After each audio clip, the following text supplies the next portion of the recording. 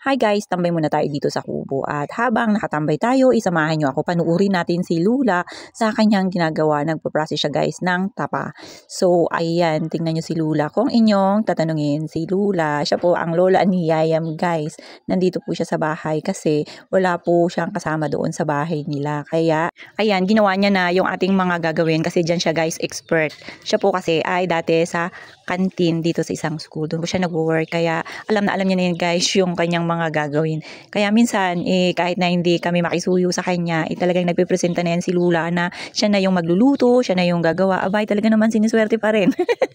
At habang si Nanay at si Yayam guys ay nandun sa taas nagbibihis, malamang matutulog ngayon dahil nga tanghali na. At ako naman nandito sa kubo dahil nga napakainit guys sa labas. Kung doon ako magtatayo, nandito ako nagsasangag din ako ng ayan, kung yung makikita mani, gagawin nating yema yan guys. Pero nandito ako sa loob ng kubo dahil nga mainit at masakit sa binti. Alam niyo, baka masira pa ang ating kutis, abay.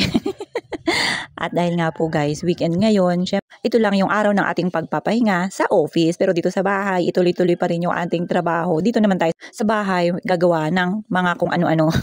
Maglalaba, magluluto, etc. Ito na nga po pala, tapos na si Lula sa kanyang ginagawa. Hinugasan niya na lang, sabi niya, para daw matanggal ang langsa at malinis. Dahil imamarinate niya na po yan. Siguro imarinate lang niya yan guys ng 1 to 2 hours lang, ganun. And after nga po niyan, ng paghuhugas, inilagay niya na ng mga pang pasarap. Yan, nilagay niya ng kalamansi para kahit papaano magkaroon ng lasa guys. At kung ano-ano pa, yan, nilagay niya na rin ng toyo at mga magic sarap, etc. Saka hinalo ng hinalo.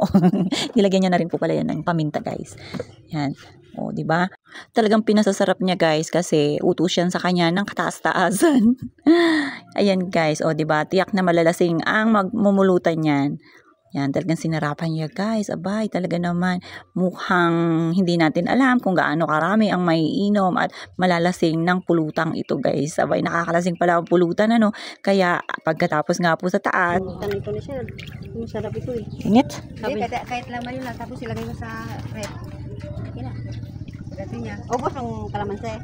Ubos ko talaga na. Kulang sinukaan ko pa kayo. Sinukahan? Sinukahan. Kanagin yung dami ng tuyo. Tuyo. Oh, tuyo. Dami.